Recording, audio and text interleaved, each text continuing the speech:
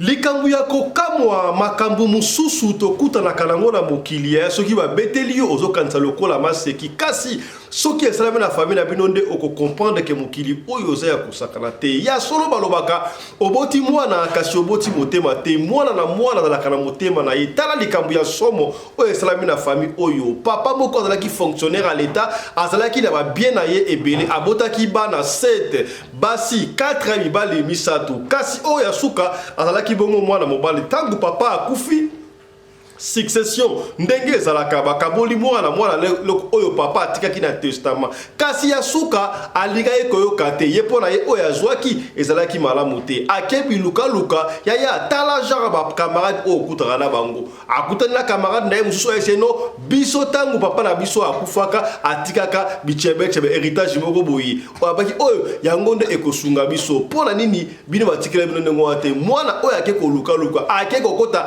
bikotakuta nganga ebisie akende na cimetière akundola mutu ya papa na bango escalette ya mutu ya papa na bango ayela ye basala ye pona azwa mbongo ebele oyo likambo ya somo boye mwana oyo bakenda na camarade na cimetière ya nzoka babosana bakenda basupa te basala na cimetière bazala makambo bakundola cimetière bazwa escalette ya mutu ya batu mususu batie na sac babimi nango bakalite lokola ya papa na bango bana na ndako boye na 01 2 escalette wale bani koluba boye nanga nini oza inda kuna ngai te bozongisa ngai eske bozoki na ngai somo suka ya mwana oyo abelaki libomba isolo ya somo yango tokobete na yo lelo kolala kolamuka makambo ezangaka te tokuta koyoka bongo comment est-ce que mokonzi ya mboka anilaki ba charge nyonso tout contre prophète Mukungubila oyo anga kosala coup d'état upare de lobaka babane koluka une époque ya Joseph Kabila Kabange sénateur à vie kasi Félix Antoine Tshisekedi anilaki yango to laito na muki na résidence ya prophète Mukungubila na Afrique du Sud précisément na Johannesburg ba attaquer ba personne à main armée ba kangi bango basinga ba sali bango mabe ba zui ba laptop ba beto ya mususu na la tangi ba ba attaquer ezali coïncidence to zali attaquer vous pas ya mususu et puis si pasi bandeko oyo kutu ba expliquer ezali kambo moko ya munene ya somo ya kobanga et comme les biso lelo vers 2h du matin ba bandi ba côté libiso ba ye na mission moko ba ye balati ba kagulte ba ye bazoko luka pasteur donc ba ye directement koluka Mukungubila ba ye baki très bien ndaku nini et ba koti biloko basali soki Mukungubila zaki na nzambe te awa lelo na tongo bolingaki boya kaka koyoka kenobo batu batandi bango batu bakufi donc batu wana bayaki na mission mususu te baye bazoluka kaka pasteur alors bakangi baligote donc makambutu bazako sala bameki kobeta masasi esimbi te donc soki Mukungubila azalaki na nzambe te mais lelo oto lo baboye mbele bolingaki koyoka kaka ke non voilà famille Mukungubila nyonso ba proche collaborateur nyonso Mukungubila basilisi bango yaya likambu oyo esi eba nango bandeko ya basi to basemeki balingaka basi ya bandeko na bango te kutu mama bokilo talaka difficile pona alinga mwasi ya mwana na ye na yebaka te ezalaka problème nini esalamaka ndenge wana kasi eske esengeli na mwasi yaya soki babali yo mpo mobali na yo ovandaka na mobali na yo osalaka semblant ya kosepela na basemeki eske semeki okozala pire semeki na yo okoki kokomisa semeki na yo kamaradi na yo eske soki okomisi semeki de camarade na yo obana la vérité na sote est-ce que akobanda kobanga o disusu okoma sa dusite soki mobali na wa sobelo boloko tolma semeki na yo akoma camarade na yo okobanda koloba jalousie kokota te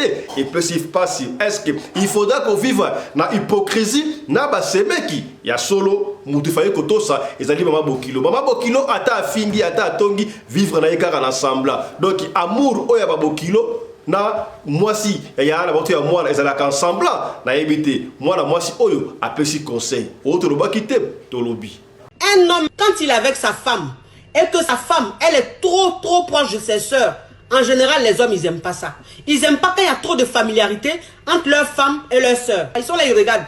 Parce qu'ils savent que ça va se gâter un jour. Ta belle-sœur, c'est ta belle-sœur.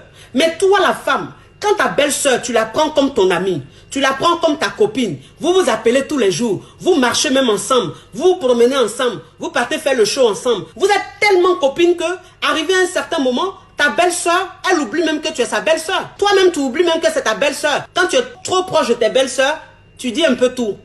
Si ton mari t'a offert quelque chose, donc tu vas dire à tes belles-sœurs. S'il y a quelque chose qui ne va pas, tu vas dire à tes belles-sœurs. Parce que pour toi, elles t'aiment tellement. Pour toi, vous êtes tellement proches que tu ne dois rien leur cacher. Tu dis tout. Ton intimité là, ta vie de famille là, ton foyer là, tu racontes à tes belles-sœurs. Mais il dit, quand tu fais ça là, qu'est-ce qui se passe dans ta tête? Tu réfléchis comment? On dit belle-sœur.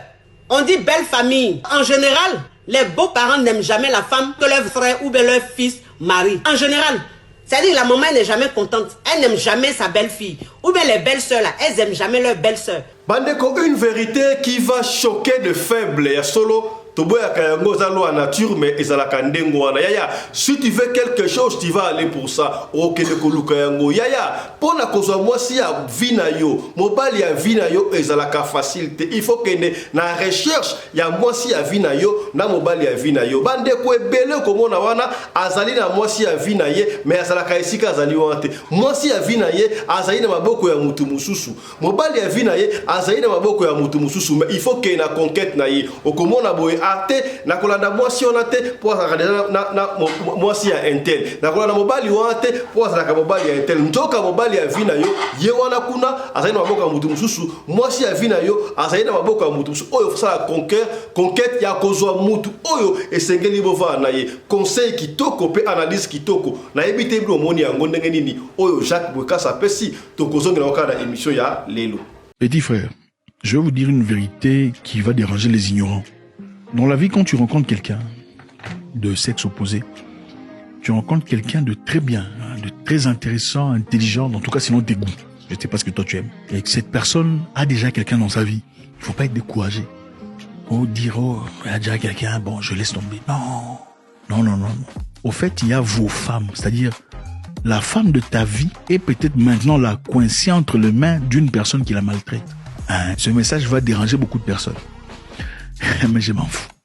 Je m'en fous parce que beaucoup parmi vous êtes des hypocrites. En réalité, vous dites ouvertement, je ne peux pas faire ça, mais en réalité, vous faites ça. Quand tu rencontres quelqu'un de bien, de très bien, ça te touche, tu vas sentir ça. Hein? Ces gens d'histoire on sent ça dedans. Il ne faut pas disqualifier directement. Oh non, je ne veux pas faire ça, bon, elle a quelqu'un. Non. Le monsieur là, c'est ton cousin. Le monsieur là, c'est ton ami. Alors, le match est dedans. Le match est ouvert. Ceci est valide aussi pour les femmes. Oh, moi j'attends l'homme qui devant moi. Dieu n'envoie pas les maris. Dieu n'envoie pas les maris. Montrez-moi un verset dans la Bible où on dit Dieu a envoyé les maris pour aller épouser quelqu'un. Il n'y en a pas. Non. Dieu t'a donné la capacité de regarder, d'observer, de voir là où tu peux placer ton pied ou pas. Dieu ne donne pas les mots. Oh, toi, Marie, je te non. Sinon, Dieu a donné à l'humain la capacité de faire ses propres choix. Sinon, il n'y aurait pas d'enfer et de paradis. Parce qu'on aurait dit dans ce cas que Dieu décide déjà qui ira en enfer et qui ira au ciel. Si c'est Dieu qui décide qui ira en enfer et qui ira au ciel, c'est-à-dire que c'est un Dieu mauvais. Parce qu'il est censé être bien, n'est-ce pas? Comment lui peut décider qui va aller en enfer? Donc il t'a fabriqué, toi il t'a créé pour aller en enfer. C'est pas juste. Pour mourir éternellement. Ou bien l'enfer n'existe pas, ou bien Dieu est mauvais, n'est-ce pas?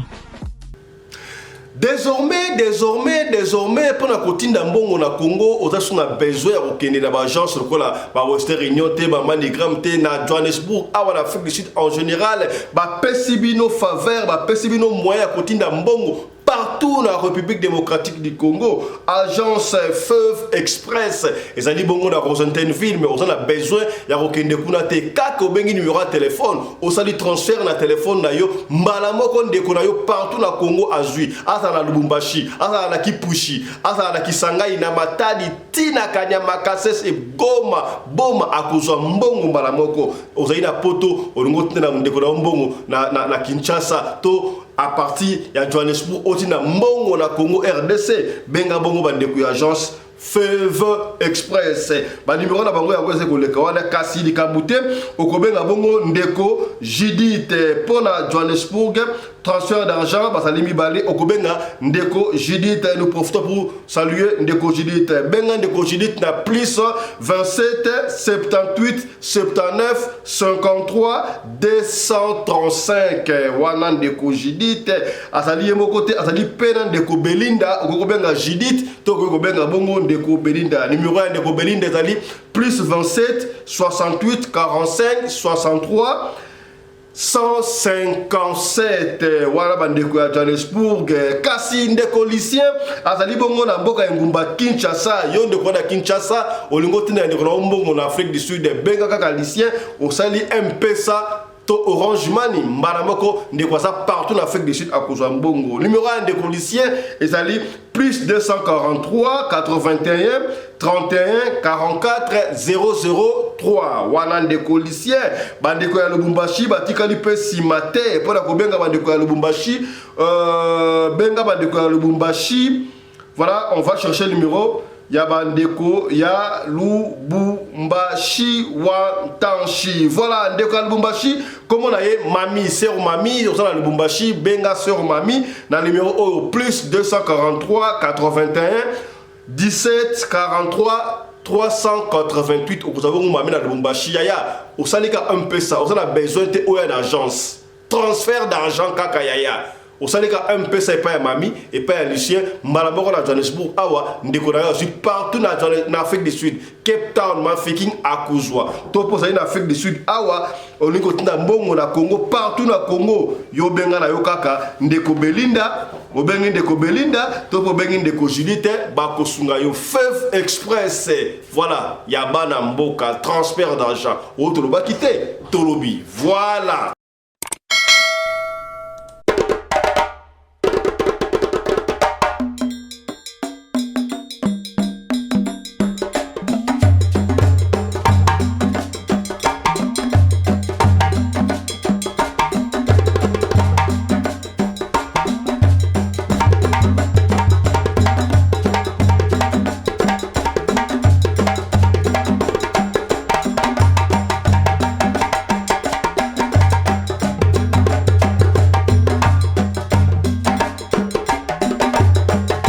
Mbinga na mwina ngolo aboya hydroquinone soki ezotambola basheri bazokoya mayanga na retrouve douce tendresse affection epa na yo nasalelo nini mpo ndimake na kupendaka sana shitakwacha pelende wenjo mbote bandeko balandi ya Radio Lokole Télévision bisika nyos tubo swami tongo elambu na ba oyo bazali kokende musala wala mwene papa Alexis akendaka musala atiebe écouteur azali kolanda bongo Radio Lokole train na nzela ti akoma na musala. Merci na yo papa Alexis na bosanité maman la première dame de Belgique maman Marie-Thérèse mbote na yo. Merci maman Marie-Thérèse azanga kate kotala bongo émission chaque jour. Maman Emezola, toujours présente. Merci beaucoup. Maman Emezola, maman Vicky Mabonza, Mikolozo, Kanate, Ozoko dans retard, maman Vicky. Okotara toujours avant parce que vous famille, la communauté Radio Lokole. To benga la communauté Radio Lokole parce que to sala radio surtout to comme sa communauté monene. To tika la biso mon côté. Panzaka émission. Tout naka bandiko. Est-ce que on s'abonne déjà la Radio Lokole? Est-ce que on s'abonne pas papa Fisto to s'abonner ko ya to s'abonner pour la communauté na biso et comme munene to bosa na petege moi na biso Radio Lokole TV azina lekinaye Afrique Masolo TV ce que s'abonner déjà ya kende pe na moi na to leki ya Radio Lokole kombo ya deuxième chaîne na biso yali Afrique Masolo TV soko lingara masolo oya biso olingara information oya biso olingara papa Fisto Pelende kende pe na deuxième chaîne kuna o s'abonner Ubeti Afrique Masolo TV okomona ngai photo ko bimana et puis au s'abonner ceux qui au s'abonner ko bosa la te ko fina bongo cloche ya notification pona okataka ba programme na biso ata soki Moukiete. Merci na Michael Josh qui continue à supporter cette émission. Michael Josh, Oyo Azali Bongo, Moko ya partenaire, il y a Radio Lokole Télévision, alors bah qui a déjà acquitté si ba montre, til le 30 avril, Oyo ba montre, il y a Water Resistance, vous sentez ba montre, Azali Bongo, Michael Josh, au côté na site Michael Josh LLC, au côté au taliba pris au PC commande na yo publicité zali koleka bongo na suka ya émission bokomo na yango otala soki ko kota na Michael LLC Michael Josh LLC yo benga biso to kota na lien ya site wala topé to kopesa yo numéro ya service commercial topé clientèle ya Michael Josh. Yambo tobeta lisolo ya somo oyo ngai boke pesi ngai mutu ko so bana ya mikolo oyo bazoko banga soutien ya bana ngoka moins de 25 ans koma yoko kende tina cimetière okende ko pindola ozwa esquelette mutu ya papa na yo oyo na ngo poke na pa nganga ozwa héritage ozwa chance ya papa na bina ndenge nini oke ko za ko kundra sika boye esquelette ya batata mususu ate zalaki ya tata na bino ya okobanga te bana ngo banga asute to beti masolo ebele o mona kene ko la na mutu mona cimetière mona la na cimetière mutu muso ya ko sala amour na ayebi kutu yete nyoso wana nini bazola nzimbu pona mbongo mutema moto tutuku mega chumbidi mawa mingi bandeko bana ya mikolo oyo epesi pasi benga ya mwasi ya kovanda achakita vanda benga ya mobali ya kovanda soka kena université avant la bibliothèque tindela lien oyo parce que Radio Lokole Masolo est le seul programme la seule émission oyo papa na mama bazo kovanda bayoki na suka nango basimbi quelque chose kasi yambo to ko bakuna to beta lisolo oyo tika to développer oyo modi bongo na sommaire tolobaki yango ne bandeli kolala kolamuka ezalaka habitude ndenge frère Patrice Ayemba tomonaki na mikoleki nana ngo ayebi prophète Mukungubila te prophète Mukungubila azali mutu oyo tango ya Joseph Kabila Kabange sénateur à vie asalaka manungu balobaka il paraît alingaka kosala coup d'état mais tango tolandelaka ezalaka coup d'état te na éviter qu'est-ce qui s'était passé to tchaka to yambaka moko ya molobele a expliquer makambo elingaka esalamaka lokola ndenge esalamaka. Alors il a été condamné à mort na ba acte o asalaki wana esalaki ke prophète Mukungubila akendaki bongo na exil na Afrique du Sud. Au fil du temps, tango régime échangeaki to comme na récemment qui na régime il y a Félix Antoine Tshisekedi Chilombo ba nilaki ba charge nyoso tuwana. Alors famille banaye kozela pona prophète Mukungubila ba pesa ye accès azonga na mboka bande kozela ebite banda ba nina ba charge wana e umela kimeti sikabwe azongite pona nini ba lali na butu ya avant-hier ba monika ka à partir ba 1h 2h du matin ba tout na Afrique du Sud na résidence ya prophète Joseph Mukungubila ba koti ba leto benga ngo ba voler armé ba bandi to banani nde ba tindaki bango ba ye ba ligoter bango nyoso tout ba bito luka prophète Mukungubila ba yaki na boule ba boma prophète Mukungubila nzambe a confondre bango nzambe a beti bango na aveuglement ba mona prophète Mukungubila te ba boma été sinon to bengo ka sango ya mabe o après ko annuler ba charge contre prophète Mukungubila ba bomi epesi pasi ya kosakana te likamboleka ki wana bandeko ba bengi bana na ina poto ba bengi ba tuya Mukungulo ba bengi. Alors nous étions obligés ya ko sabino makambo ozali koleka en Afrique du Sud yokana ndeko azo expliquer ozali porte-parole c'est ce qui s'est passé il y a nuit au bataraki prophète Joseph Mukungubila. Suivez ce qui s'est passé, allez-y. Likambo ezali awawa ezali likambo moko ya munene ya somo ya kobanga ekomeli biso lelo vers 2h du matin ba bandi ba koteli biso baye na mission moko baye balati bakagulte baye bazokoluka pasteur donc baye directement koluka Mukungubila baye baki très bien ndaku nini et bakoti biloko basali soki Mukungubila zalaki na nzambe te awa lelo na tongo bolingaki boya kaka koyoka kenobo batu batandi bango batu bakufi Donc bato wana bayaki na mission mosusu te baye bazoluka kaka pasteur. Alors bakangi baligote donc makambutu bazako sala bameki kobeta masasi esimbi te.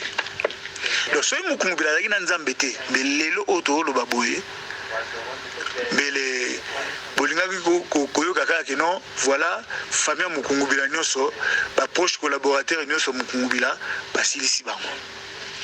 Mais nzambe loko alalaka te moko na kati na biso abendanaki ye moto azwi temps ya koluka intervention. Bino mo boyebi intervention ya awa ndenge ezalaka. Donc baye bakomaki déjà na retard. Mais tant kaka bakomi boye ale bapakati donc batiki bayaki na bango pona oyiba te po tano sona babetaki wana. So bayaki pona oyiba mbele bayiba ki bakei. Mais eloko ezoko trouble bango bazoko beta masasi ezoko simba te. Bazo beta mokungubila ezoko simba te. Bameki bagarde na ko beta ezo simba te. Donc likambuto lo bande sikoyo eloko nini esali que lelo oyo mokungubila koma na position ya komi na ngolelo. Tozo tuna gouvernement pona nini baza ko zelisa mokungubila awa na Afrique du Sud. Torim komi tuna mituna toyeba eloko nini ezosala que gouvernement ya Kinshasa président asi a signé ordonnance pona mutu azonga na mboka na ye mais ti lelo ba ko notifier yango te pa ya gouvernement ya Afrique du Sud pona nini eloko ezolekela biso yango donc bozozela donc tokomo comprendre que bazako zela ke eloko esalema po yebi ke awa babandi balaka bakoloba voilà bato wana babandi bakotelaki babomi bayakoyiba babomi ale etikali eleki ka ndenge wana. Donc lelo tolingi toyeba pona nini baye oyoyo président alobaki ba faire exécuter ordonnance wana pona nini ordonnance wana ti lelo eza exécuter te ndelo koto mituna. Voilà, je crois que voilà zali moko ya porte-parole ya Andeko ya Ozalaka Bongo na Joseph Mukungubila donc ba bandi a mère ba kotaki na constitution na ye sika za la famille na ye na ba collaborateur omoni ba yaki na mission ba bi upare ba yaki na mission ya koibate mais ba yaki pona ba boma ba meki ko tirer masasi e bimite munduki est bloqué donc Nzambe ya Mukungubila asali grâce wana en même temps ba ali ko claim ko kuluba comment est-ce que depuis président Anilaki ba charge wana tisika le gouvernement ezali ko notifier te ko senga na lumbango tangu gouvernement ya sika ekobima bati sika be mama na mutu ya gouvernement je crois mama za kamotema munene akotala makambo ya prophète Mukungubila po azonga bongo na lombango na Congo démocratique otoloba kité tolobi. Voilà, autre chose à présent yaya toloba ki yango ne bandeli ya solo ezalaka pasi bayembaka na koyemba bandeko ya basi yo olingaka basi ya bandeko ya mibali te pona nini yo likambu oyo ebanda nango kala ebandi sikoyo te tobanda komona yango okomona basemeki balingaka na bango basi ya bandeko ya mibali na bango te maabo koloba te donc sur 100% na kokosa yo te so bocontredire nga au moins 97% ya bamama bokilo balingaka basi ya bana bango te nayebi te tosala bo balanisme ke nga na lobaka chaque fois peut-être soki mwana na ya mbala na balite okomona azo chérir mama azo pesa mama ba mbongo azo mama bilamba na baleki na po azana mwasi te kasi tanga kozwa mwasi puisque il n'est pas bon que l'homme soit seul azui mwasi na ye ba dépense o ba ko sala mama na bango ba dépense peut-être o ko sala baleki na ye et comme si ko mwasi na ye a commis prioritaire oyo ezali normal mama il faut to comprendre po yo pe tango teki na papa mobali oya yo abana ko sala ba dépense ko moi jalousie wana pona nini yali ka mbonga mwana ngai mbonga na biso ekoma ka bilinga ya ngoso kota libala esenga ka obota so obotite ezala ka matata mingi ya kosakana te pona makambo wana. Alors okomona pe ya certain na makambo sona 1% 2% wana okomona mwasi ya yaya do semeki na ba semeki na ba leki ya mobile dai na ba ya basalaka pira osakana te okipiro wana ekomi pirate Et ça va pirate, on est comme qui pire ma casse. Mingi surtout ça la comme Yaya Abali camarade yale qui naïe. Parce que ça va camarade on va déjà et puis Yaya Abali a commis ce qu'on pas camarade a commis c'est mec donc son ami dedans. Baba la ni nga même sto mona pe mona parce que va camarade a pesi kutu yala ba ngo camarade ya bala ye tanga bali ona koyo kana susuté. Mingi ça rani est-ce que je me demande il faudra qu'on vive ensemble ton ngani oui na moi il faut ensemble parce que toyebi yango amour oyo bandeko ya mibali ba manifestaka paya mwasi ya bango ezaka ya ndengo likolo soki balakisi yo bolingo ndengo wana yo pekele wana ndenga bolingo ya semblant ndengo wana kaka nde baoke ndengo wana kasi mama bokilo atala kisi yo mutema mabe ata fingi yo ata saineni yo koiko finga mama bokilo te ata fingi yo ata choli okobenga okofinga mama bokilo te okoki koloba babete epa ya mama bokilo pona ne parce que ye muta aboteli yo nzambe na oya se nzambe ya donc ye muta aboteli yo mobali na yo donc ye mutu donc asali nzambe oyo asali mobali o azakala yo est-ce que comprendre okomi to la pembe tu veux que maman bokilo bazaka mabe akosa la mabe akocha na pour réseau yango ba idena pe basia mbala bango e balaka te ata fingi yo ata ini yo bomba kana mutema sala semblant asali mama oya botelinga mobali na ngai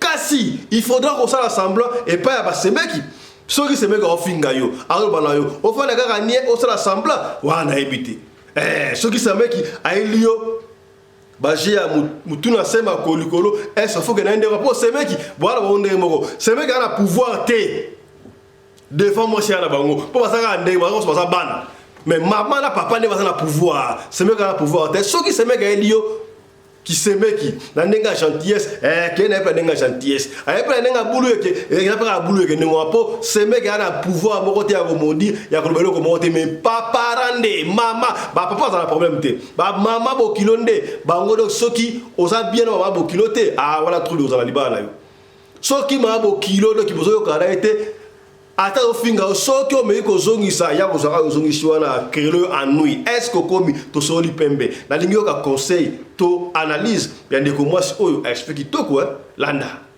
un homme quand il est avec sa femme et que sa femme elle est trop proche de ses sœurs, en général les hommes ils aiment pas ça, ils aiment pas quand il y a trop de familiarité entre leur femme et leur sœur. Ils sont là, ils regardent parce qu'ils savent que ça va se gâter un jour. Ta belle-sœur c'est ta belle-sœur, mais toi la femme, quand ta belle-sœur, tu la prends comme ton amie, tu la prends comme ta copine, vous vous appelez tous les jours, vous marchez même ensemble, vous vous promenez ensemble, vous partez faire le show ensemble. Vous êtes tellement copines que, arrivé à un certain moment, ta belle-sœur, elle oublie même que tu es sa belle-sœur. Toi-même, tu oublies même que c'est ta belle-sœur. Quand tu es trop proche de tes belles-sœurs, tu dis un peu tout.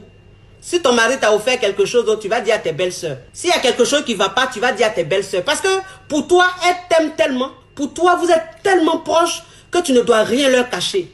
Tu dis tout, ton intimité là, ta vie de famille là, ton foyer là, tu racontes à tes belles-sœurs. Mais il dit, quand tu fais ça là, qu'est-ce qui se passe dans ta tête? Tu réfléchis comment? On dit belle-sœur, on dit belle famille. En général, les beaux-parents n'aiment jamais la femme que leur frère ou bien leur fils marie. En général, c'est-à-dire la maman n'est jamais contente, elle n'aime jamais sa belle-fille. Ou bien les belles-sœurs là, elles n'aiment jamais leur belle-sœur. C'est toujours comme ça. S'il y a un endroit où il y a hypocrisie là, c'est la relation entre belle-famille et la femme là. C'est là même il y a hypocrisie. Ça veut dire que ta belle-famille là, elle est hypocrite avec toi. Toi aussi tu es hypocrite avec elle. Oui, quand elles sont devant toi là, elles montent leurs dents. Mais quand elles sont derrière toi là, c'est qu'elles disent là, faut quitter. Donc ça veut dire que toi la femme, quand tu es dans ton foyer, il faut savoir te comporter. Il faut savoir faire la part des choses. Ça veut dire que tes belles-sœurs, ce sont tes belles-sœurs. Tu dois les respecter. Quand elles viennent chez toi, tu t'occupes bien d'elles. Tu les accueilles bien. Quand tu les vois, tu fais toujours tout pour être agréable. C'est ça qu'on appelle l'hypocrisie. C'est-à-dire que toi, une femme là, si tu ne sais pas faire hypocrisie à ta belle famille là, c'est que toi, tu es foutu.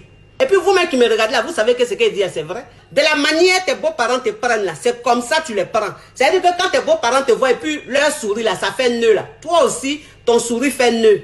Ah notre belle, on t'aime trop.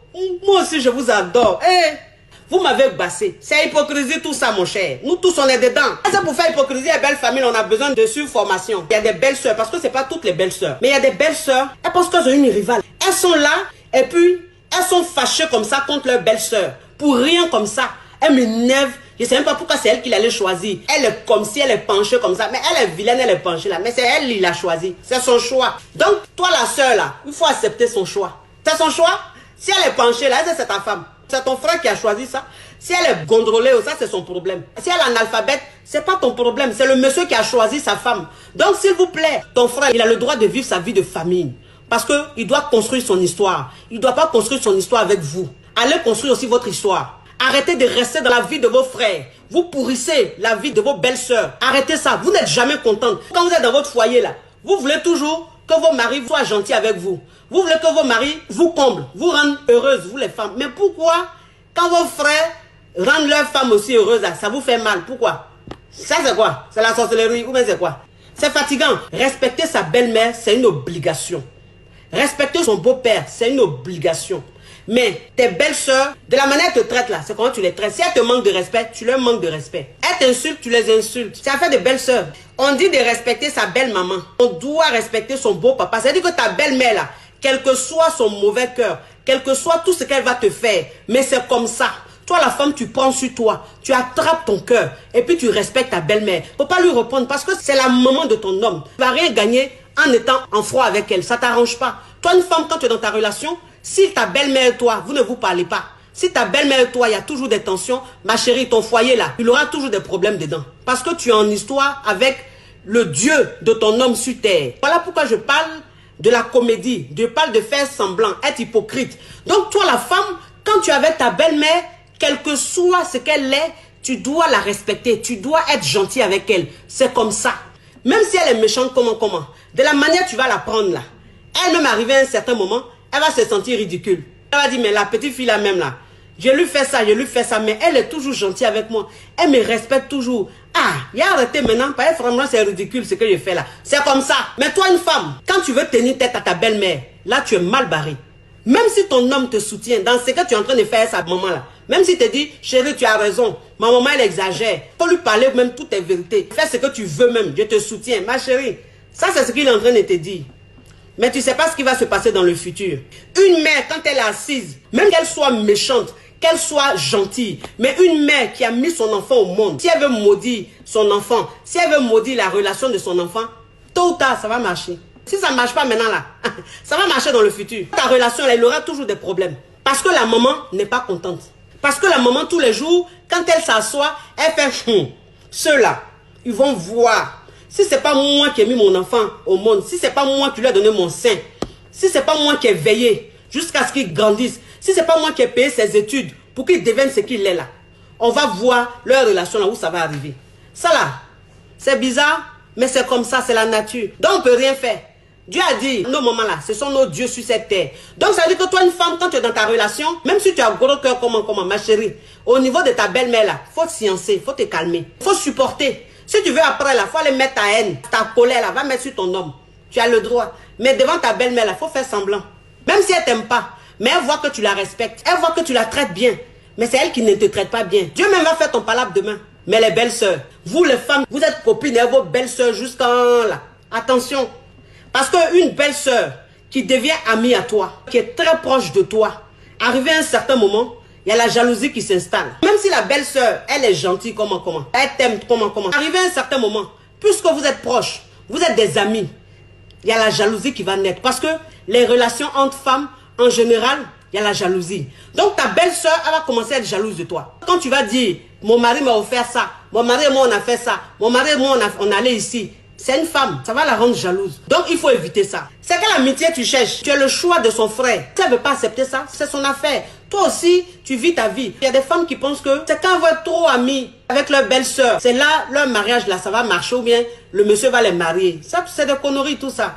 Tu vas te lever, tu vas aller chez ta belle-sœur, tu vas nettoyer sa maison. Tu vas laver tous ses habits. Tu vas commencer à préparer. J'ai dit, tu es une boniche. Tu cherches quoi comme ça? Vous cherchez mariage, vous cherchez foyer. Donc vous êtes ridicule, mais vous ne savez pas. Tu vas te lever, tu vas aller laver l'habit de ta belle-sœur, tu vas aller laver de la maison de ta belle-sœur. C'est la maman de ton mari. J'ai dit, moi, je peux me lever et aller chez ma belle-mère. Il a préparé pour ma belle-mère. Il a nettoyé même la maison de ma belle-mère. Il a lavé même ses habits. Parce que c'est ma belle-mère. C'est la maman de mon mari. Mais la soeur de mon mari, elle ne lave pas ses habits. Pourquoi elle lavait ses habits? Il ne nettoie pas sa maison. Pourquoi il nettoie sa maison? À cause de quoi? Vous aussi, arrêtez ça. Vous faites des choses, même souvent, même vos maris, même ça les énerve. Il se dit, mais attends, ma femme là même, elle fait quoi comme ça même? C'est pas en faisant ça là, tu vas plaire à ton mari. Tu peux être femme même que ta belle famille aime à la folie. Mais est-ce que c'est toi que le monsieur veut? Ses soeurs t'aiment. Vous êtes très proches. Mais est-ce que le monsieur là, c'est de toi il veut? Comportez-vous bien avec l'entourage de vos hommes. Toi la femme, tu dois avoir de la personnalité. Tu dois savoir te tenir. Tu dois installer le respect autour de toi. Ta belle famille doit te respecter. Vous êtes d'accord, vous rigolez. Mais il y a une limite. Donc il y a un respect qui est là. Les amis de ton mari là, vous vous comportez, vous rigolez parfois, vous voyez parfois, vous parlez parfois. Mais il y a le respect qui est là. Il y a des limites qu'on ne franchit pas avec toi. Vous avez compris? Sachez vous comporter. Nanobaki yango de bandeli, on va se dire de vérité qui va choquer les ignorants. Pour la nabi, vérité ko choquer ba ignorant. Tout solo babongo makambo ya libala ba to bandaki. Turubi comment est-ce que ces mecs qui à cause na ba ces mecs qui naye comment bokilo à cause na bokilo. Kasi sika boy ko linga mutu ezalaka bongo tout un défi, ezalaka course. Et ça le kola eloko lingi oko kende pona yango o sepel na mwasi okolanda mwasi po o solo la na ye eloko oyo lingi ba protéger ka yango ba tu ebele ba tali ko souffrir et si kala ba na ba na bango ba tu ebele ba le ko spo ba balaki ba bibali ya vie na bango te ba balaki basi ya vie na bango te ya okomona nini nana ebisio oui c'est vrai na monde ya lelo eza difficile au mona. Jeune fille déjà partie à 20 ans, 18 ans, 19 ans, kuna asayi na mobilité. Et ça y était que ba mibali o sala bango wana, ba sala mibali la vie na bango, yango ya ko wela ka mbangu te. Bon, ça arrive des fois. Au moment la fille à 18 ans à Bali, fille à 19 ans à Bali, fille à 20 ans à Bali, ainsi de suite. Ba te belé ba bala pona bulu yeke. Au moins ni mo sala kitoko mingi, mo bala bi faut na pesa mona ke le collection mo solo. Po soki na tiki moi si oyo. Au komona mutu so ko bala yi. A Bali moi si rapide, a tena la pona beauté moi si wana a protéger à cause de moi si kasi okomona na kata libala wana esengozalité okomona moi si wana peut-être atayi la brune au sakalate la brune coûte bien donc voilà mobali peut-être moi si wana peut-être a comme si madame mobali na ela jani ah donc la brune na ko so boba comme ça mobali na donc jani a ko sakalate mobali sakata libala azali heureux à terre mukete.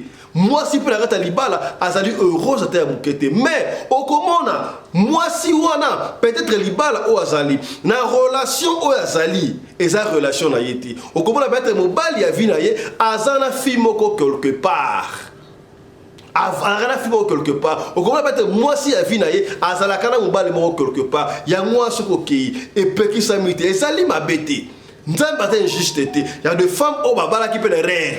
Et on comprend, à Balaki, à Balaki, il y a un moment où on divorce ça.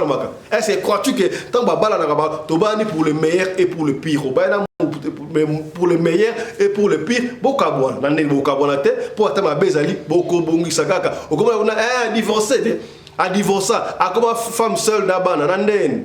Nga ki femme seule nga wata mukete na peksa no magi femme seule mambo ka benga papa fisto yo le bela ba femme seule bo ndeni nga na boko la ba na nga femme seule ba kola oui c'est vrai au boko la ba ba kola na ki femme seule mais ezala ka pena mala mingité pour la valeur paix à moi si valeur à bon maman et senga ka papa za la wana est-ce que komi to soli ka pembe donc quand tu es dans une relation oh ouais simbate au moins ni mutu moko kuna peut-être moi si a vie na oye wana kuna azapa mutu moko boy. Mobali a vu il faut qu'il y ait la conquête, vous devez vous battre. Ah, c'est une vérité qui va choquer inconscient, mais je vous dis vrai. Et c'est pas moi qui l'ai dit. C'est pas une analyse. Oyo, Jacques Mouekassa, ça qui a tout partagé à mon abino. Moutena moutou azoron en dégané, yo petit cas sur commentaire. Au moins une réflexion, oyo, et zaline nengenini. Suivez, et puis on se retrouve juste après pour la robeta l'isolo. Landa. Petit frère. Je vais vous dire une vérité qui va déranger les ignorants. Dans la vie, quand tu rencontres quelqu'un de sexe opposé, tu rencontres quelqu'un de très bien, de très intéressant, intelligent, en tout cas sinon tes goûts. Je ne sais pas ce que toi tu aimes. Et que cette personne a déjà quelqu'un dans sa vie. Il ne faut pas être découragé. Ou dire, oh, il y a déjà quelqu'un, bon, je laisse tomber. Non. Au fait, il y a vos femmes, c'est-à-dire la femme de ta vie est peut-être maintenant là coincée entre les mains d'une personne qui la maltraite. Ce message va déranger beaucoup de personnes. Mais je m'en fous. Je m'en fous parce que beaucoup parmi vous êtes des hypocrites. En réalité, vous dites ouvertement, je ne peux pas faire ça. Mais en réalité, vous faites ça. Quand tu rencontres quelqu'un de bien, de très bien, ça te touche. Tu vas sentir ça. Hein. Ces gens d'histoire-là, on sent ça dedans. Il ne faut pas disqualifier directement. Oh non, je ne veux pas faire ça. Bon, elle a quelqu'un. Non. Le monsieur là, c'est ton cousin. Le monsieur là, c'est ton ami. Alors, le match est dedans. Le match est ouvert. Ceci est valide aussi pour les femmes. Oh, moi j'attends l'homme qui dit vraiment, Dieu n'envoie pas les maris. Dieu n'envoie pas les maris. Montrez-moi un verset dans la Bible où on dit Dieu a envoyé les maris pour aller épouser quelqu'un. Il n'y en a pas. Non. Dieu t'a donné la capacité de regarder, d'observer, de voir là où tu peux placer ton pied ou pas. Dieu ne donne pas les mots. Toi, Marie, non, sinon Dieu a donné à l'humain la capacité de faire ses propres choix. Sinon, il n'y aurait pas d'enfer et de paradis. Parce qu'on aurait dit dans ce cas que Dieu décide déjà qui ira en enfer et qui ira au ciel. Si c'est Dieu qui décide qui ira en enfer et qui ira au ciel, c'est-à-dire que c'est un Dieu mauvais. Parce qu'il est censé être bien, n'est-ce pas? Comment lui peut décider qui va aller en enfer? Donc il t'a fabriqué, toi il t'a créé pour aller en enfer. C'est pas juste. Pour mourir éternellement. Ou bien l'enfer n'existe pas, ou bien Dieu est mauvais, n'est-ce pas? Ça vous dérange, n'est-ce pas? C'est-à-dire que Dieu a donné à chacun la capacité de choisir. Il n'y a pas où Dieu va t'envoyer, non. Si tu n'as pas d'homme dans ta vie, maintenant à ton âge, tu as 30 ans, il y a quelque chose qui ne va pas très bien chez toi. Parce qu'il y a les hommes. C'est-à-dire, soit tu n'es pas dans les terrains, tu n'es pas en train de jouer, soit tu as complètement mal joué. Soit tu n'es pas dans les terrains en train de jouer, parce qu'à 30 ans, tu devrais, si tu es une femme qui cherche un homme, de marier, à 30 ans, tu devrais déjà rencontrer quelqu'un. Je suis certain que tu en as rencontré dans le passé. Mais ils n'étaient pas trop bien pour toi à l'époque. Tu ne voulais pas d'eux. Les gens bien qui sont venus là, mais c'est pas notre sujet, mais je veux vous aider un peu. Les gens bien qui sont venus dans votre vie, vous avez blagué avec ça. Ah non, d'ailleurs, je vais trouver quelqu'un. Tu penses que tu seras jolie pour toujours. Non, quand tu as 31 ans, il y a des enfants de 20 ans qui arrivent, hein. Bon, il faut pas être aussi non plus pédophile, mais c'est ça la vérité. Personne ne veut d'une fille de 35 ans quand il y a des petites filles de 22 ans. Excusez-moi, ça peut vous déranger. Au fait, non, que ça vous dérange ou pas, je m'en fous. Mais la vérité est celle-ci. Les hommes, généralement, préfèrent des femmes plus jeunes. Mais ce n'est pas ça notre sujet. C'est mieux parce qu'il y a moins de difficultés, il y a moins de problèmes. Ce n'est pas pour dire que les femmes plus âgées ne sont pas bien. Il y a beaucoup de femmes à 30 ans qui sont 35 ans qui sont très bien. Hein. Il y en a beaucoup. Restons concentrés. Quelqu'un dans ta vie, quelqu'un de ton avenir, quelqu'un qui peut améliorer ta vie, est probablement entre les mains de quelqu'un aujourd'hui qui le maltraite ou qui la maltraite. C'est comme quelqu'un qui est dans un... Cliff, c'est quoi? Cliff, c'est quoi en français? Cliff, je suis en train de googler ça. Falaise, voilà, vous les francolades, la falaise. Hein? Il y a des gens qui sont... Falaise, il y a des gens qui sont à la falaise. Il a son parachute. Vous avez écouté falaise? Hein? Falaise, français, francolade. Falaise. Il y a des gens qui sont à la falaise. Il a son parachute. Il a envie de sauter, mais il a peur. Il a besoin de qui? D'un ami ou de quelqu'un pour le pousser. Vas-y, saute. Chouah. Toi, tu as peur de pousser la personne. Et des fois, tu parles à quelqu'un. On vous demande pas de commencer à faire des trucs intimes, tout ça. Il y a des gens avec qui vous discutez seulement. Vous parlez, vous passez du temps ensemble. Petit à petit, commence à changer. Mais il faut savoir identifier quelles sont ces personnes qui sont coincées dans des trucs mauvais. Il ne faut pas non plus aller ramasser quelqu'un qui va t'emmener dans un truc perpétuel à des chaînes. Il faut être intelligent. Le jeu ici est simple. Retirer la personne, mais pas des trucs là. Vous n'allez pas faire ces histoires là. Faut pas faire ça. Je vous encourage de garder l'esprit ouvert. Dans la vie, il n'y a pas une formule exacte qui fonctionne. Oh, il faut aller à l'église pour tourner. Non. Il y a beaucoup de gens à l'église qui ont trouvé des Satan là-bas. En fait, Satan, on vous dit même dans l'histoire que Satan va se pointer aussi là où il y a les enfants de Dieu. Oh, c'est un homme de Dieu. Quel homme de Dieu? Il y a des hommes de Dieu qui ne vont pas à l'église. Hein. Il y a des hommes de Dieu qui ne vont pas à l'église. Sinon, à l'église, il n'y aurait jamais de divorce si tout était bien à l'église. Hein? C'est-à-dire, autant il faut prier. C'est bien de prier Dieu pour que Dieu te dirige. Moi, je pense que c'est bien de prier pour garder une certaine sanité. Mais il est beaucoup plus important d'avoir la capacité d'étudier les gens, d'examiner quelqu'un. Tu veux connaître quelqu'un, regarde son passé. Le passé ne trompe pas. Voilà pourquoi beaucoup de gens disent « Oh, mon passé, c'est mon passé ». Écoutez, quand vous partez chercher le boulot, vous dites « Mon passé, c'est mon passé », ne demandez pas mon CV. Non, il faut présenter un CV parce que celui qui a fabriqué le boulot, là, l'emploi, et le CV, il a compris que le CV est essentiel parce que le CV définit, tu as fait combien de temps chez Marlboro. Tu as quitté Marlboro, tu es parti chez Pepsi Cola. Là-bas, tu as fait combien de temps? 2 mois seulement. Ah! Bon, ok. Supposons que quelque chose n'allait pas. Tu es parti chez Microsoft. Chez Microsoft, tu as fait 2 semaines. Ah, là, c'est ça. Les assurances pour t'accepter. Hein, pour commencer à... l'assurance vie, tout ça. On essaie d'évaluer pour assurer ta voiture. On essaie de... Tu as quel âge? Tu es un homme ou une femme? Parce qu'on estime que les hommes sont beaucoup plus, dangereux. Ils prennent beaucoup plus de risques que les femmes. C'est ça, l'importance du passé. On essaie de voir est-ce que tu as déjà connu des accidents dans le passé. Si tu as connu des accidents dans le passé, ton assurance ira où? On ne peut pas assurer au même prix une personne qui n'a jamais connu d'accident après avoir fait 10 ans de conduite avec une personne qui a connu 27. Oh non, assurez-moi seulement le passé, c'est mon passé. Non! Examinez le passé de quelqu'un et essayez de voir. Maintenant, on ne vous demande pas d'aller chercher les maris des gens. Oh, la femme de quelqu'un, tu vois, ça, vous allez avoir le feu sur votre tête. Hein, ça, c'est très dangereux. Ne faites pas ça. Ce n'est pas bien. C'est une personne célibataire. Il n'y a pas eu de tout ça là, d'autres. Le terrain ouvert. Le terrain ouvert. Combien de fois vous rencontrez une personne de très bien qui est seule? Non, dites-moi. Combien de fois vous rencontrez quelqu'un de très bien? Beau, intelligent, propre, posé, doux, sympathique, créatif et tout le bazar. Combien de fois vous en trouvez qui est seul? Vous n'en trouverez pas. Il n'y en a pas. Vous trouvez quelqu'un qui est malheureux dans son histoire. Oh, j'attends qu'il finisse. Tu vas attendre longtemps, petit. Tu vas faire ça. Ouais. Il y a des gens qui ont quitté leurs histoires pour aller ailleurs. C'est la faute de qui? C'est la faute de personne, c'est la faute du jeu. Et ce n'est pas toi qui vas changer le jeu. Désolé de te le dire. Autant pour les femmes, il y a des femmes très bien qui sont dans les mains des salauds. C'est une femme très bien. Souvent, vous la regardez, elle te regarde aussi comme ça, mais elle regarde parce qu'elle sait que quelque part, elle ne peut pas faire ça. Mais tout ça, il faut évaluer. Bon, j'ai envie de vous parler, mais je suis obligé de partir. Soyez calme. Cherchez-vous dans la vie. En attendant, bossez dur. Ayez un projet d'avenir. L'objectif de la vie, ce n'est pas se marier. Ce n'est pas ça. Le mariage est important. D'accord? Le mariage est important quand tu rencontres quelqu'un de bien. Pas seulement quelqu'un de bien, mais quelqu'un de compatible. Parce qu'il y a beaucoup de gens qui sont des gens bien, mais qui sont peut-être pas compatibles à ce que vous êtes. Et je pense que la maturité, c'est aussi savoir que je peux être avec quelqu'un, on se sépare. Ce n'est pas parce qu'elle était quelqu'un de mauvais. On n'était peut-être pas compatible. Parce que mon caractère et son caractère, ça clashait. Et je pense que ce sont des choses qu'on peut éviter. Parce que vous rencontrerez beaucoup de gens qui seront bien, mais vous ne serez pas nécessairement compatibles. Vous voulez faire combien? 2, 3, 4, 5 divorces? Ça ne réussit pas. Le plus important, c'est de voir la compatibilité. La personne qu'il vous faut dans la vie n'est pas essentiellement la personne qui a les critères. La personne qu'il vous faut dans la vie est la personne qui est compatible à ce que vous êtes. Si vous êtes quelqu'un de chaud, il faut trouver quelqu'un de froid. Comme ça, quand vous êtes chaud, elle est froide, vous vous calmez. Ça marche mieux. C'est vrai, des fois, on peut rencontrer une personne presque aussi chaude, mais qui sait comment se calmer mieux que vous?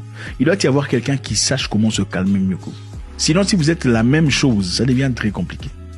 Autant il faut regarder la même direction, mais en termes de comportement, la raison pour laquelle beaucoup de gens se séparent, c'est simplement parce que la discussion, la communication est inexistante. Moi, je boude dans mon coin, tu boudes dans... C'est comme ça. Il y a des gens qui s'aiment, mais ils se sont boudés trop longtemps, ils sont séparés. Mais c'était un truc bien. Il faut éviter de se casser la tête. Il y a des gens, je répète petit, il y a des gens ici, là. Il faut regarder même chez la voisine. Le monsieur là qui sort de la voiture, petit, c'est peut-être ta femme. Elle va peut-être te traiter bien, elle va t'emmener dans les degrés les plus élevés. Tu vois le monsieur dans la voiture, je sais même pas, peut-être que c'est grâce à la fille là qu'il est devenu comme ça. Donc si tu faut chercher comme ça, peut-être qu'elle va te donner des astuces. Autant pour les femmes. Oh, c'est le copain de... Laisse ça. Il faut dire bonjour. Il a déjà marié ça, il n'a pas encore marié. Il faut dire bonjour. Le jeu est encore ouvert. Les hommes bien établis en société, vous aimez ça, malheureusement. Propres, intelligents, sympathiques, bon cœur, tout ça. Ils sont rares.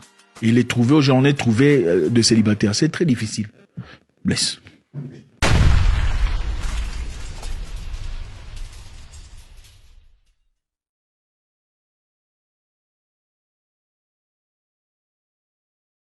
Ya tokobeta na osika boni solo o tokobeta epesi pasi na motema ya solo bakulutu balobaka yango batu ya kala balobaka yango ezali ko se vérifier oboti mwana kasi oboti motema te okomona bana bazala papa na bango bazala mama baboti bana 4 bana 5 mwana na mwana za na esprit na ye avant na beta le solo o na pesa anecdote mo mukebwe muninga boko abetele nga solo abi donc tokela mutuka ipa fisto tango balobaka oboti mwana kasoboti motema te ezalaka ya solo oyebi ke muninga na moko boye akelaki na magasin na supermarché azala bana misatu siko ya suka ya mobali akena ye ya suka ya bisi papa na besoin ya chips ayi ça va kende kozwa chips oya mbalo na kei oli azwa chips moko ake aziba chips misatu ye boka azwi moko ya ye moko ya bandeko ni mbale basikela na ndako oh papa tali bo azwi misatu ça promettre pas ka futi tango akena ndako akei azwi moko ya ye moko apesi ndeko na ye musu apesi ndeko na ye ah mwana asa mwana kabaka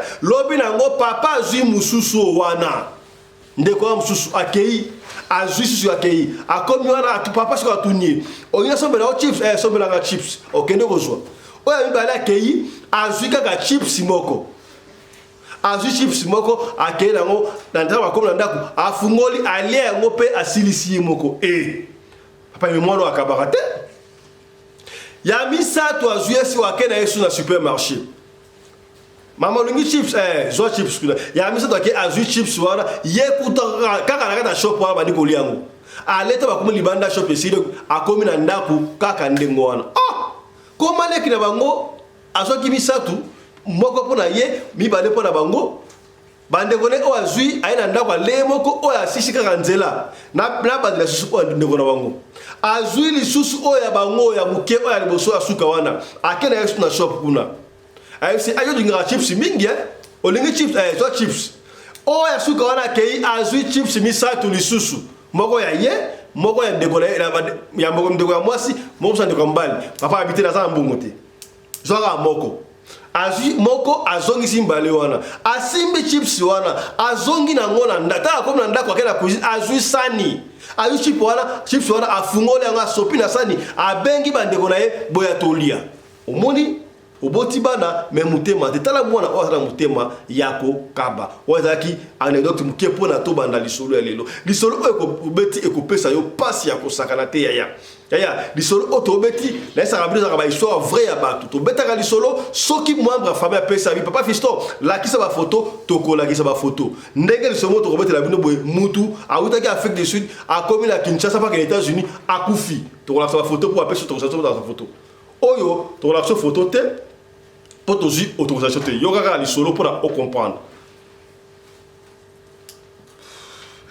ndeko mobali to papa moko boya zala ki fonctionnaire à l'état ataka ki na ba bien naïe abota ki bana 7 basi 4 je crois mibali 3 soit entre basi 4 mibali 3 to mibali 4 basi 3 mais to on a ndeka ke basi 4 mibali 3 a préparer qui donc moi ça c'est que papa na moi katuku bianza a bongisa ki doki après ne bana ba rozala yango dozo interpeller papa souper ya au papa ozwaka moi quelque chose moi katuku bianza lukaka moyen préparaka avenir ya bana soko zalité bana ba rozala ndenge nini aboy eza la kaka te bana na yo bana ko leba hamburger tango zalaki na vie bana bana ko kende kelasi aussi ka ona kelasi tango zalaki na vie tango kufi et comme catastrophe wala pena ko interpeller ba mama na monde comme bolingi émancipation de la femme tout content que ça va la classe équiparate bino ba na basi ba ko bala bino ba comme ko changer te tangi sa moi no ya moi si kelasi tangi sa wana mbali kelasi on ne sait pas ta le lobo premier ministre ya Congo démocratique asali moi si ceux qui va parler dans cette classe c'était actuellement le femme peut faire le travail oyo mibali ba osala est-ce que commis c'est que bien tant que ça va la classe pour parents mo kota lingaka mwana yi abeba alingaka bana nyoso tuba kola bazala na esengo comprendre c'est que bien papa ona bana 4 ya basi misatu ya mibali atangisa bango asas normal a préparer mwana mwa eloko na ye boyebi liwe lo bakate tangu liwa eye papa zaki très organisé papa kufi tango héritage quand on est la kawana apesi famille ya bango mwana na mwana azwa keloko na ye mwana zulu pango na ye na bloka mike ba kaboli bande ko na yebsu bazaki satisfait kasi mwana na bango ya suka pour lui il n'était pas satisfait. Il n'était pas satisfait. Bah on est qu'on fait la nana kaka nanda ko papa kufi ba fa nanda ko konso au fil du temps ba kune papa mais biloko ba kabola ki papa ko zatiki set ndako mwana ba te ba locataire donc yazo ka mbongo ba locataire ba boutique musu azo ka mbongo c'est comme si pona ye ezobima mukie kaka ya soki diable a côté makambo soki mwana azan esprit moko boy yebaka donc parents nyonso yebaka les mwana nga za comportement de mwana oya kabaka mwana oya za kababe mwana za collègue parents to ayebi makambo ayebi comportement mwana surtout ba mama soki mwana osa ba bene mwana mama yebi comportement mwana papa yebi aba ba ça ensemble au comprendre c'est que bien on mona mutu musa yeko bala boy azolinga mwana nga mwa sho bobala ka kena ye po ayebi comportement oya ye ayebi pour contredire ngate est-ce comme c'est que bien oyebi mwana oya suka comportement bien à quel niveau ya ko tuna mama mais siko bon ba fa na famille na famille na salon ba ta te ba olia mais nga pena na o se pena te na partage auto sali o ba bien ngo papa tikanga ba bien boy to suka me lo to suite ba nde ko le ko intervenir ya Ozui le gros tenengeni. Est-ce que yob le ozui? Au moins on m'a bé. Papa ça là qui est fort. Business tout bas là-bas. Toi on va pas on a biso. Moi boutique le gars qui doit côté vivre. On est bien habité. Ngana on a suffisant pour ngai. Kutu ngai camarade ngai. Papa na banga kufaki. Mais article na bango héritage est belé ko le kaya. Et bon yo vie à papa ya baninga na yo. Ndenge papa aminga yo vivre. Et ça ndenge papa na bino aboko libino. Mutu na mutana bozui na ye. Oya papa apesa kibino yango wana. Est-ce comprendre? D'ailleurs, héritage à malamu, au papa, ma parents, ma gothique la bana, ils allaient bolingo. Vous comprenez? Ceux qui bolinga ni bino na libota, beaucoup za la soudé, beaucoup l'ingate moko na bino akwea, famille na bino okabonate. Bolingo eloko, kati ya lingomba, tolinga na peto salisana, na bolingo ya nzambe, beaucoup se soutenir. Combien de familles oyo, basala ensemble, tant papa kufi, bakabwana. Pour nini bolingo za kité est-ce que komi c'est que bien moi na oya tuka akenda kuta ba camarade to ba chaque fois ba ami akoma pirate camarade akoma pirate pira a souté yeso ki ba ka ndiri na mninga na yiwa na ce qui papa mninga na yiwa na kufaki atikira ba ngo héritage ce qui bimsaka mbongo na sambetwe ce ko ni ce qui pe nguma on ne sait pas et silité camarade na yiwa na amemie pa ya nganga et pas ya marabout. Oye osala nini ote en tout cas papa la saka bon héritage toujours mais ngana mona na insuffisant o aza mukete na ligi papa la saki chance na récupérer chance ya papa na biso e comme pa na ngai ngana ko lokola likundi ya famille et ya code ya auto ni baluka code ya onde ngona en tout cas ban nomkid il a moins de 25 ans bana on basaka ndengwa toi tu as moins de 25 ans papa atike de lupangu baluka mikemke auto mona ngo insuffisant tala bolimo ya diable tala bolimo ya kadia mpemba patient. Alors, nanga wana tali, charlatan wana tali, marabu abi osa première tête, soko lingo zo chance ya papa la bino, il faut que ndewe la ngai, mutu ya papa la bino squelette. Oh, beaucoup papa la bino, yela ngai yango. Okoyeba cimetière, okoyeba kenda cimetière na tomu fo na 0R, opinion linengo wana ozui mutu ya papa la bino squelette, oyenango, opesinga na kosala bichebe, okozwa chance ya papa la bino, chance o papa zaki nango, yo komonango. Ya tala bana mikolo to taba j'aime ko ya to taba j'aime te taba j'aime aimer vidéo aimer vidéo pour protéger biso à l'abri et puis ça chaque façon ko tali avant yo banda ya partager to partager te vidéo pour papa fisto to partager ko to partager et puis to s'abonner ya papa autant la papa fisto bena bo s'abonner na hôtel ata yo moko maman autant la bena bo s'abonner te bi conscience no papa fisto ngana s'abonner te anande nini mama yo bo na mwana na yo ya mwasi yo bo na tonton fisto ya mobali yo bo na tonton fisto na ndeni ni ko tuna ba ya s'abonner déjà tuna ko mama on s'abonner déjà tuna camarade na o école ya collègue musala est-ce que s'abonna bete isolo ko ebite o yebi chaîne on terre de ko TV ba beta ba histoire vraie te est-ce que tala wote o s'abonna o tenga tala ka na s'abonna te na ndeni ni papa s'abonner ko o combien c'est que bien voilà nganga tindi bango bakena uzwa mutu ya papa na bango squelette ba na bango pasa bichebe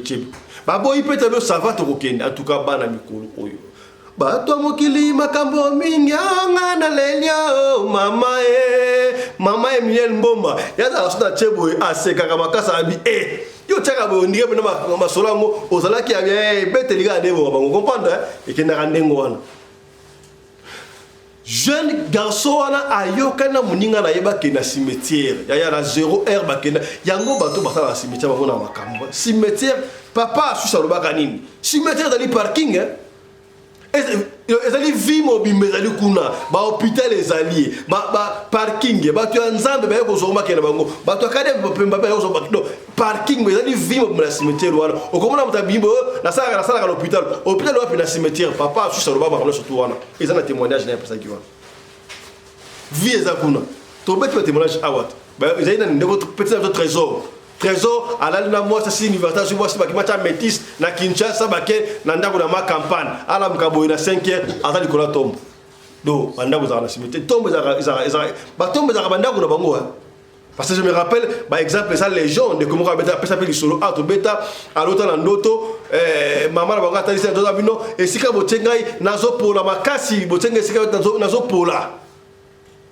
na auto to boy nini ya le temps ndoto na poto abenga bande ona Kinshasa est-ce que boke na ota la tombe maman na ki maman to balanga ki azo pour la ndenge nini ba tu ya Kinshasa ba kende na cimetière Kinkole boye batala libulu tobola esika basa tombe maman bango mai ezokota wana do eza message do eza kabanda ko bango ya solo to négligé bande to msute na 0 ba keye pe ba futa mbongo na cimetière ba kota alors na ebité esprit ya papa na bango zaki makasi to ndenge nini ba keye na oba ke na tombe ya papa en fait bakundaki papa basaki na tombote bafinika ndengo wana oba kende seka kone papa na bango basale erreur bakeye pa ya mutu mususu batumoli en complicité ba cimetière bien sûr batumoli ya yango komono ke cimetière omoni serre mususu libanda o babuka dalo babuka te makambo sa ma cimetière on dimate o no babimisa mutu apamba babimisa cercueil mutu ezate oh ya na ndenge njoka makambo sa makambo Bachumola, mutu pas ça pour là qui déjà s'est décomposé a commis moi squelette pour esquelette aux aura mutu bouke bimisi en talabana bazobanga te ya bana bazobanga te nzoka libulu wana na ki ya papa na bango te basala erreur ba kei ba misi libulu ba mutu squelette ya papa na bango ba tina sac kutu ba bimba ça va ba comme ba bimba na cimetière ba bimba ba 2 heures ba 1 heure ba 2 ba bimi wana muninga ba ça va ngala kepa na biso ça va ngala kepa na biso akena ngona ndaku na bango na intention que lobi na tongo ba zo mutu wana ta sac ba ke de kopesa nganga pour ça na bichebe akoma na chance ya papa na bango tala niveau ya bana ngoya mikolo yo ba yo kate ngeni ba mama ermo ba sa négligé ba ngo sa papa face à la famille. Ce qui papa koufi, oui c'est vrai, baka expliquer ça ngaraté. Moi na yo, ozo nanda ku iner nanda nini. Ozo nga iner deza na nini. Do papa za nanda ku arate, to nini.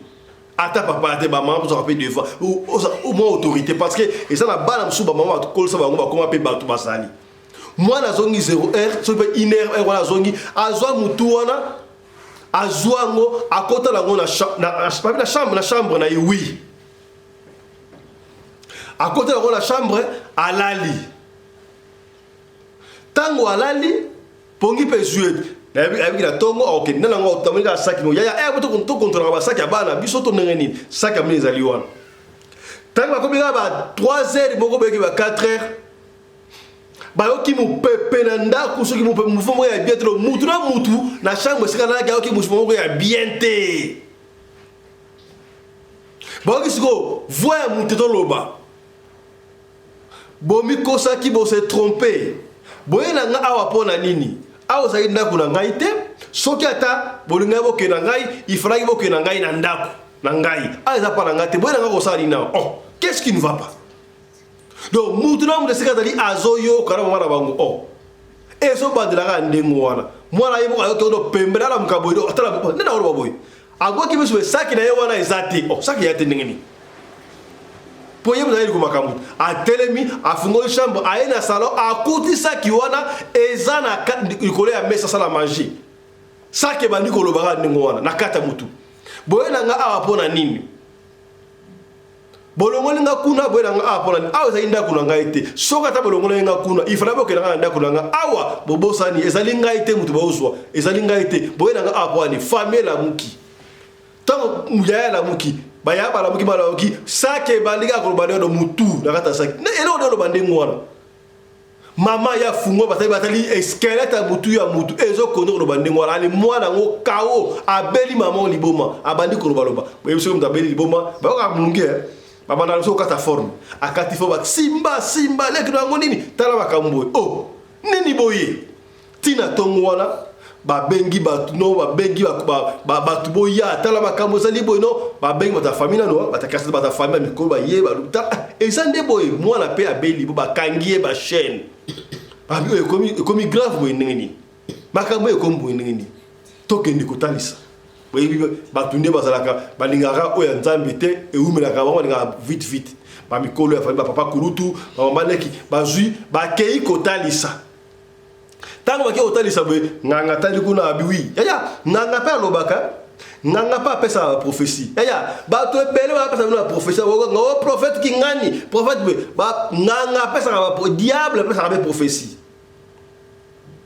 ko kanzaka so pesa prophétie eza prophétie ya solo bino te ya lo prophétie ya solo oyebike alobeli nga bana makambo na nga vie azanganga est-ce que komi to soli ka pembe nganga wana ebisi bango ke no mwana bino le koso salié alinga kaso bachasa papa na bino yango akene pa nganga mususu ayese bango ba kende aso mutu ya papa na cimetière aya pied pour la chance ça siko bango basala erreur papa na bino mutu da ki makasi ya papa mususu ba diara bango te mutu na ki makasi a dévier ba moni cimetière na été confusion ba ki ko pinyo ali bula mutu mususu za mutu ya papa o yango papa azo réclamer ba zong c'est ce que bazo ki yango de ali il faut que zong ça y ce que zong ici boy donc ça y a un butu na mo itepo ils ont scandale tala mutu mutu au côté la cimetière ndenge nini boyoki alors la famille était obligée de se concerter na butu wana ba 0 pour la mo scandale so pe l'état yoki mabe koti ba luki moyen na cimetière ngo ba kei kuna cimetière ba kopena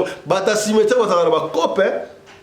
ba couple cimetière wana ba ke ko luka be ba mona ki pesika ba kuna ki ngote me bona ba kotika na cimetière ba tumona ka liburu ba kundi mutu wana yebo mutu wana ebi da enda kunisika za azonga nda kuna yemo ko ba kundeka ndengo ba ye kozonga me mwana tika ye liboma ba kena ye kuna ba meka nganga wana kokiti ya izala nganga oya ko kamaka munyoso tout comprendre oyo commence passer la parole Jésus Christ mais Jésus était noir Jésus oya ba ngote vrai Jésus a noir.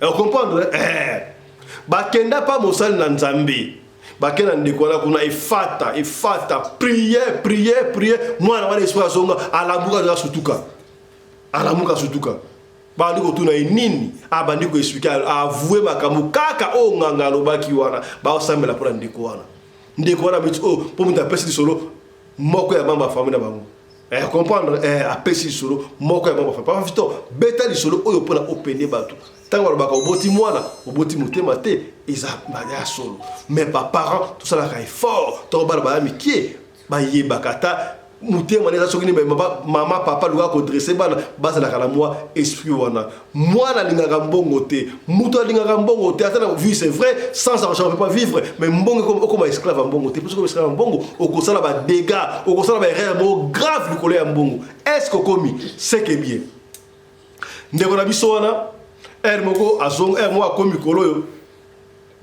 o mo la komi normal mais moko mo la moi azoganga ganga mais to ça be fort na prier pour nzamba sungaye azonga normal tala li solo ya lelo ezalaki mulai ya solo mais sengaki na biso to betala yo pour comprendre makamudenge ezali comprendre c'est que bien voilà li solo et suki awa.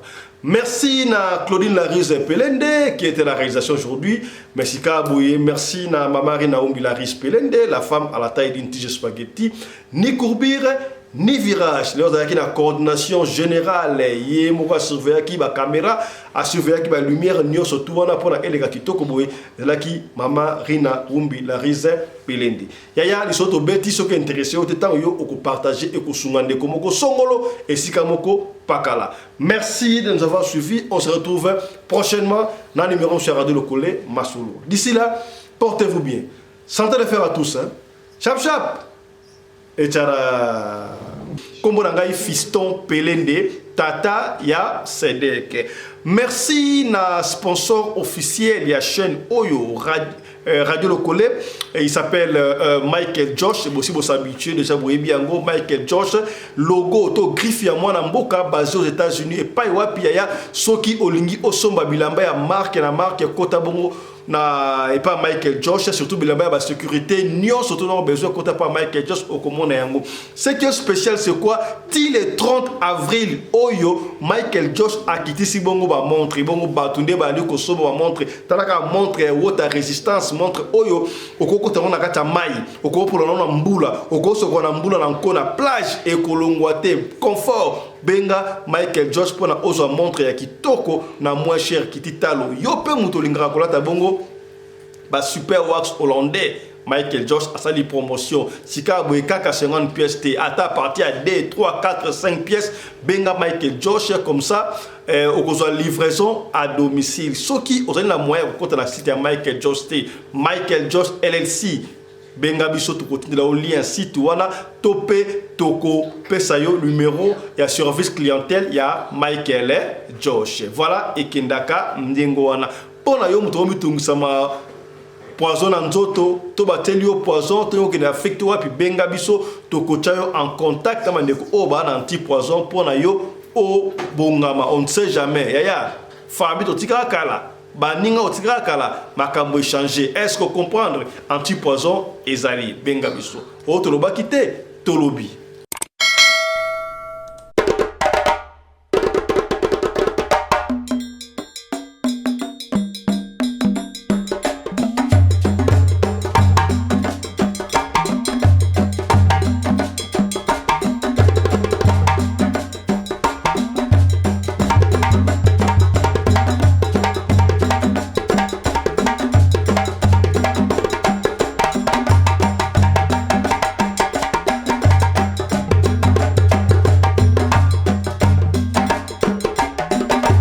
Mobali mbinga na mwina ngolo aboya hydroquinone soki ezotambola basheri bazokwea mayanga na retrouve douce tendresse affection epa na yo nasalelo nini mpo ndimake na kupendaka sana shitakwacha pelende wenjoro.